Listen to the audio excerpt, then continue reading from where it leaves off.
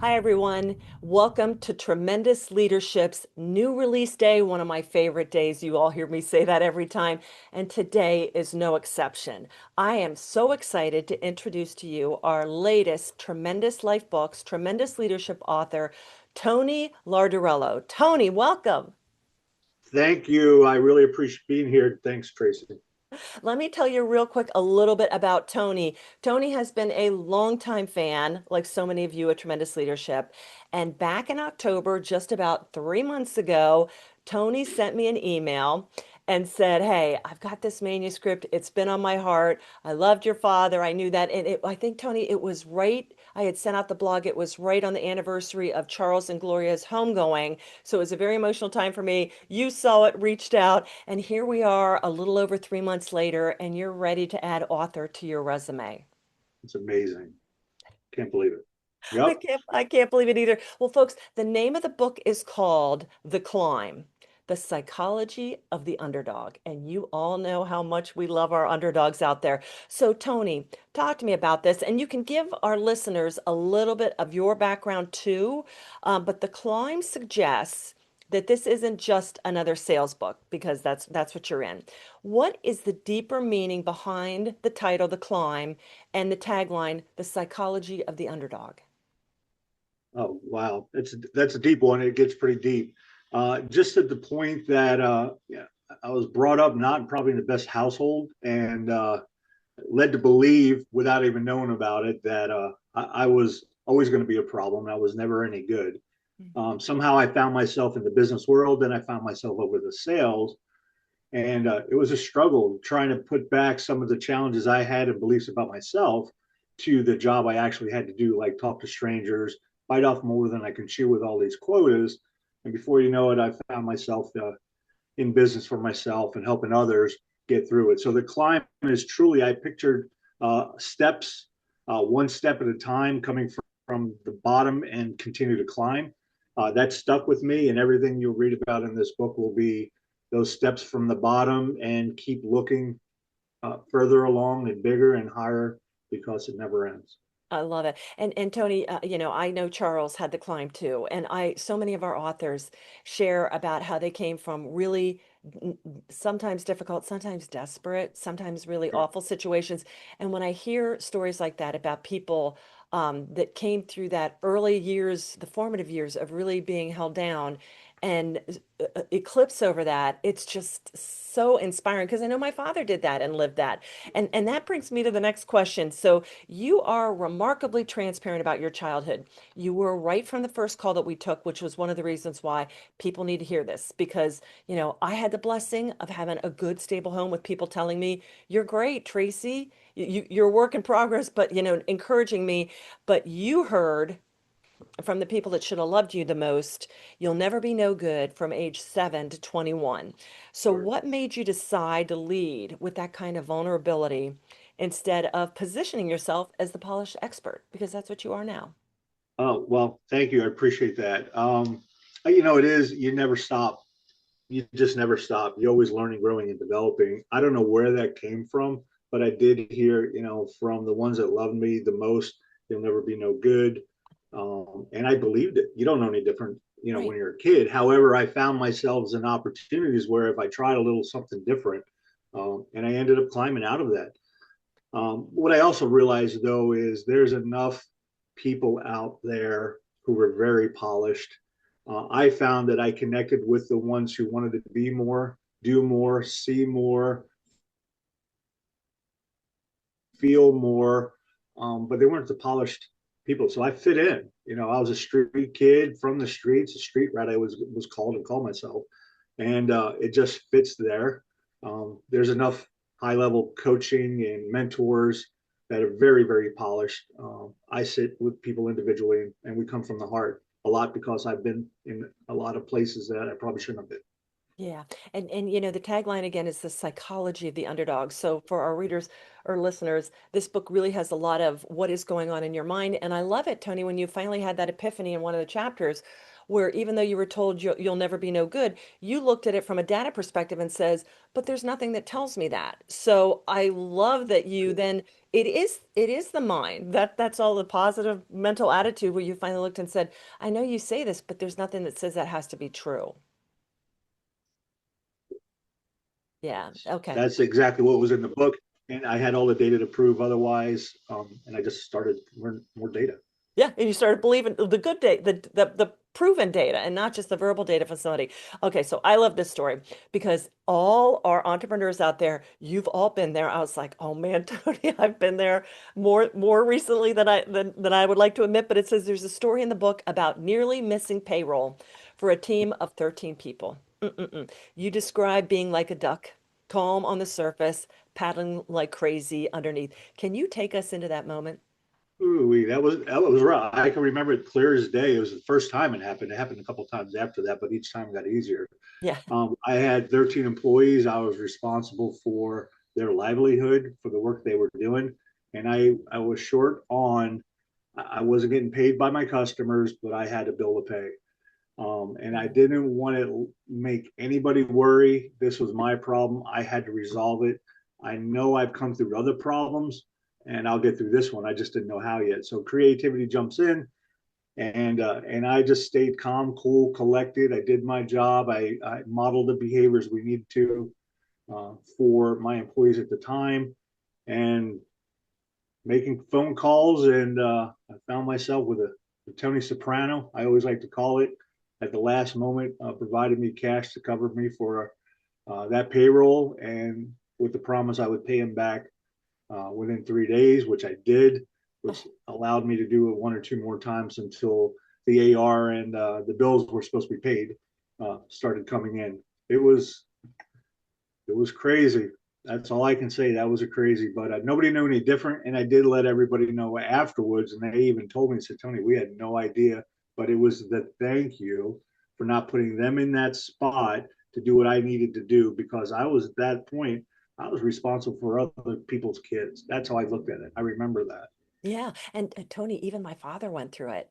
Like his homegoing celebration, somebody shared how, and I'm like, oh my gosh. So it happens to all of us, and I love the fact that you're so transparent about it, how you handle it, what you do, and that I love that you said that it's your problem to handle and Yeah, resolve.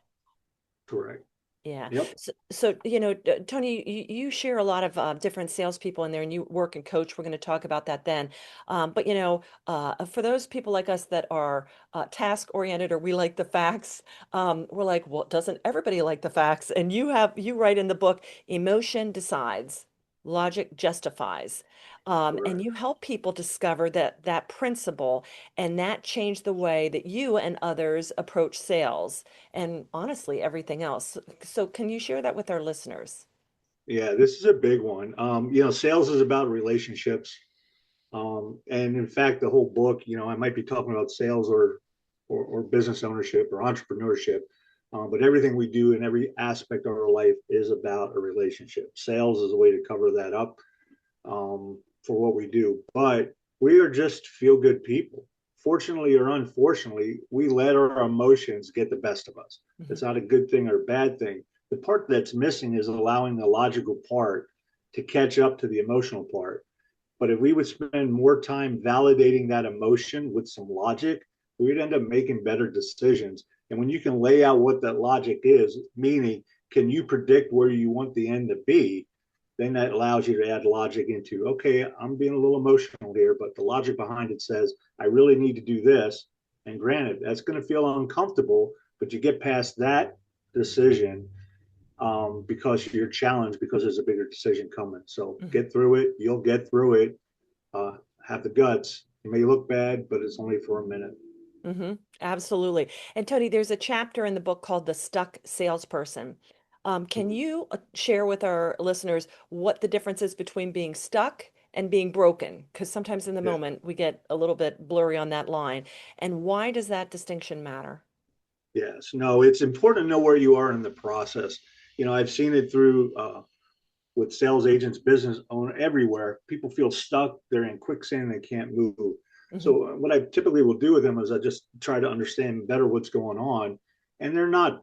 stuck. They're broken in the part that they just need to see what the outcome is going to be. Mm, Um, we just let there's so many expectations placed upon us. So when we one of the expectations in our role as a salesperson is I got to sell, and if I don't sell, I'm going not feed me or my family. Um, you're not. It's just stuck. Being broken means you've given up, and I got to go do something else. Being stuck is I just need a new idea or a new action or a new behavior to go do and go do it. It just matters. You're not broken, and I've heard it so many times. If you recognize you're in a moment where you're actually learning, growing, developing, mhm. you just need a new idea out of being stuck. You become bigger, better in the future, and then hopefully you allow and share and teach others along the way. Absolutely. And Tony, the book again, like I said, the tagline is the psychology of the underdog. So we go into a lot of the grounded research, but the book is also isn't just theory about, well, this is how Tony did it, or this is what the researchers say. You include real stories from people that you're coached. So in addition to Tony being in real estate, Tony is also coaching others. And why was it important for you to share your journeys of these people alongside of your own? You know, you know, it's hard to believe. It's not like you go and set out and look and say, I'm going to fix somebody. I hate those words. I hate using the word hate, but I don't like those words. It doesn't matter what type of person you are. We get, categorized by people in our life. We even do it ourselves. It doesn't matter what type of person you are. Realize is that you are, and you decide for you. And many people I've coached have allowed the world to tell them who they think they are, who they should be, how they should act, all of that. And we believe it over time. But for me, I look to find those, and they're included in this book, who've not only had enough with hearing what others tell them they should be and how to be, but they took the guts and trust, right, to work with someone with me who cared about not only their outcome, but also their path and steps along the way. Hence the word the climb, because we've all been there. Yeah. It's all of Yeah. us. And I love that you as the coach kind of you see it and you just kind of let them borrow a little bit of personal agency from you until then That's they're like, I get it. And the stories are just really powerful about because there's a story for each chapter and each person is so different and what you said to them really struck people in a different way. Yeah. absolutely. And I don't say it's everyday. It's just every day. It's people who want more, don't know how to get there. Yes. That's Yeah. it. Yeah. Yeah. And Tony, one of your clients in particular talks about learning from you that not everything is urgent. I know in sales we tend to think that, and how that shifted everything for him. So, what is the common thread you see in breakthroughs that your clients experience? That's a lot starts there. It's to stop confusing the urgency with importance. The Oh, Eisenhower matrix. When I learned that, so much change, not just for me, for other. Everything feels critical when you're anxious, but the hmm. breakthroughs they come through when you learn to slow down in that moment without slowing down the overall mission or goal, whatever it is you're trying to accomplish. Hmm. Learning how to respond versus to react, because most people aren't stuck; they're just emotional about the Yeah. situation they're in. So Wow. I have to share. I just finished a book, and I was going to share with you. You probably know it, but it was I can't remember the name of it, but I do have it. I'll have to share it with you. But it was just great decision making tool that was shared. It's Joy Starts Here. Have you read Mm. that book, The Transformation Zone? I Yes. forget about all. There's like four authors, but Yeah. identify the problem, predict all the possible outcomes, decide which one is the best, and then execute the best option. Yes.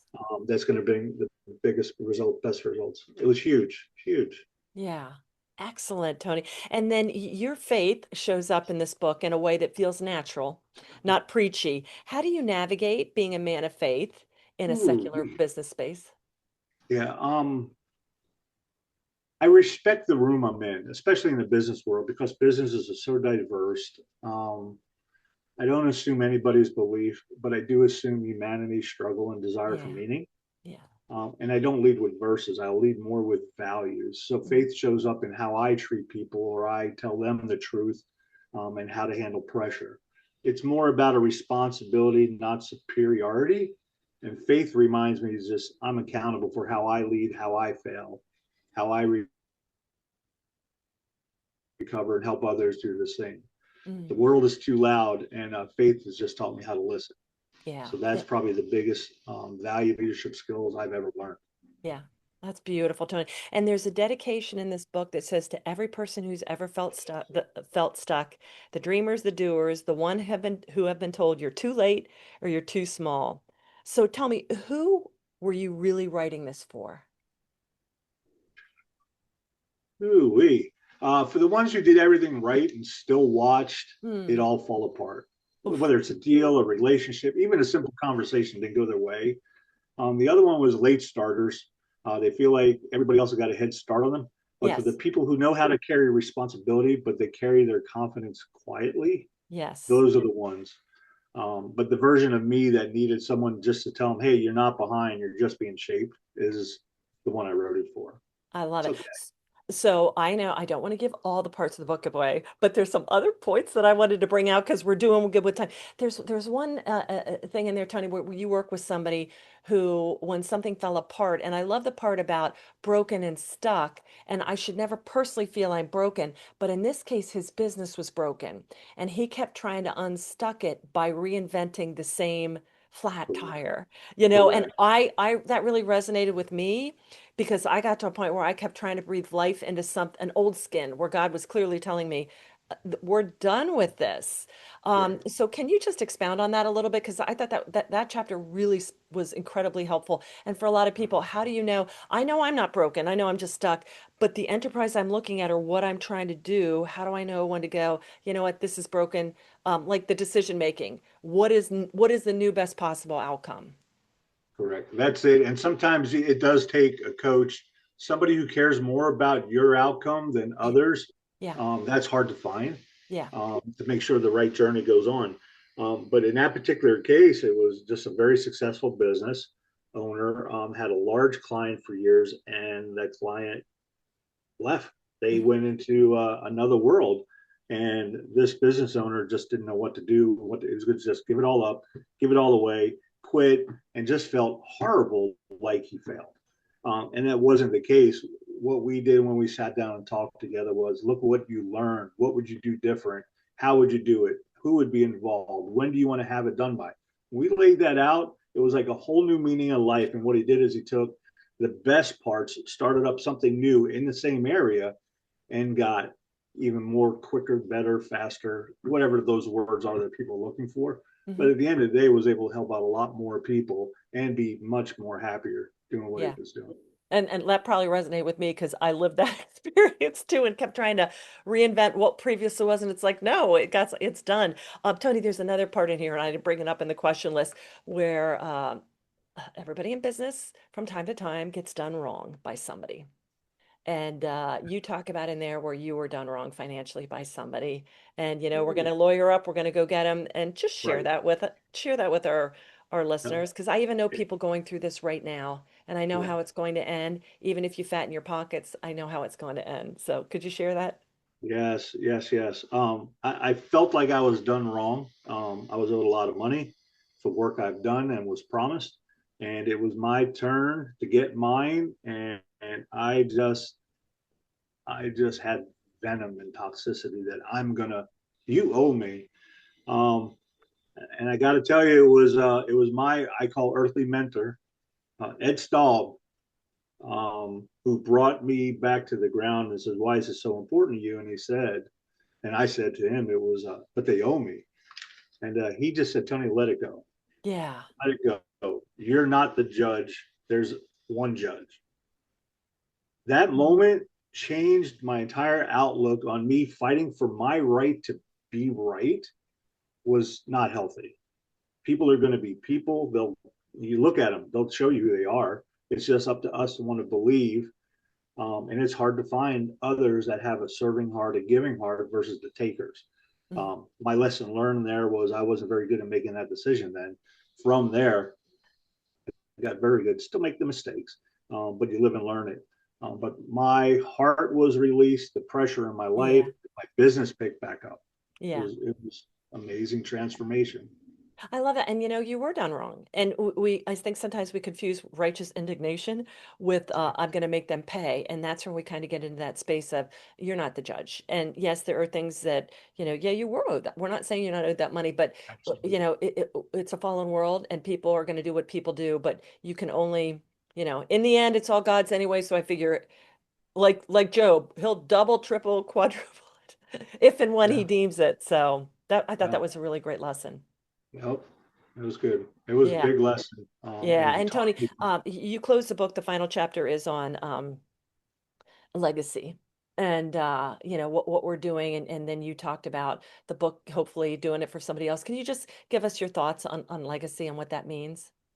Yeah, I didn't start out with it. I started out the bottom of the steps and I keep climbing one step at a time. Before you know it, and you learn these skills, and people start watching or following or want to know, how do I be like you? I never gave that any thought. Hmm. As I started to learn that and teach and share some of the deeper things, not just, the principles are out there and the concepts are out there, but to live them and do something different, I started to see that change in others. So leadership to me is being able to teach somebody who can go teach somebody. Hmm. Um, that's the whole concept of the legacy, is leaving that behind. It doesn't have to be all money. We leave a little piece of us behind, from how we are, who we are, what we do, how we do. It just sticks deep. Well, That and just that, happened. yeah, that's exactly what this book is for everybody reading. You will find out exactly from Tony, just so many great thoughts and reflections and stories in this. So, Tony, if someone picks up this book at their lowest point, deal fell Mm. through, confidence shattered, not sure they can keep going or if they even want to, what do you want them to know before they even turn to chapter one? It's not that moment or this moment that defines you. And reading a book is not. It's a chapter at a time. It's not the conclusion. It's a page at a time. I didn't write the book to push you. It's more to walk with you at your pace, in Nice. your season of your challenges of your time. And if you're still reading, something in you hasn't given up. So that's the part of you that's enough to keep going. Mhm. That's beautiful. And for our listeners out there, Tony's nearby me in South Central Pennsylvania, 717, right? And Tony's will have the links to his website and all that other stuff so you can get in touch with him. Tony, are you taking on new clients, coaching clients? I know you're in real estate, but how can folks Yeah. get a hold of you? Oh no. You can definitely, shoot me an email. We'll share that with you. I am taking on a couple new ones to fit it in. It's just got to be really wanting something different and believe enough in yourself that you can do it and get some help along the way. Yeah, thank you, Tony. And again, for our listeners out there, we just thank you for your continued support. In coming up on year 61 of producing and changing the world one book at a time. So I just thank you so much.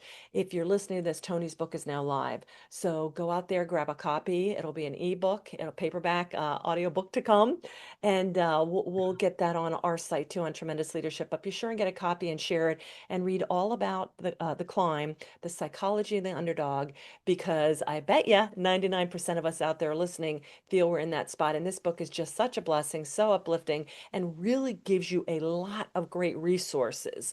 I love the high information, and the high inspiration. And that's what Tony's book's doing. So, Tony, thank you for the honor of allowing us to Oh, publish this book. appreciate it. How was it being a first-time author? It's got its own challenges, but I knew that going in. It's like it'll be what it'll be. Just do it and get uncomfortable in some cases.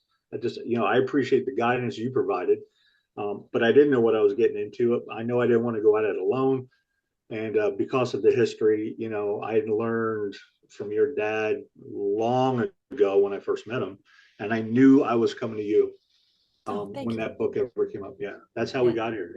It is, it is. So, all right, everybody. And again, Tony, thank you so much. And Thank to our you. listeners out there, remember, as Charlie Jones said, you'll be the same person 5 years from now that you are today, except for two things: the people you meet and the books you read. You just met the tremendous Tony, and be sure you pick up a copy of The Climb. Thanks so much, everybody, and have a tremendous rest of your week. Bye bye. Thank you.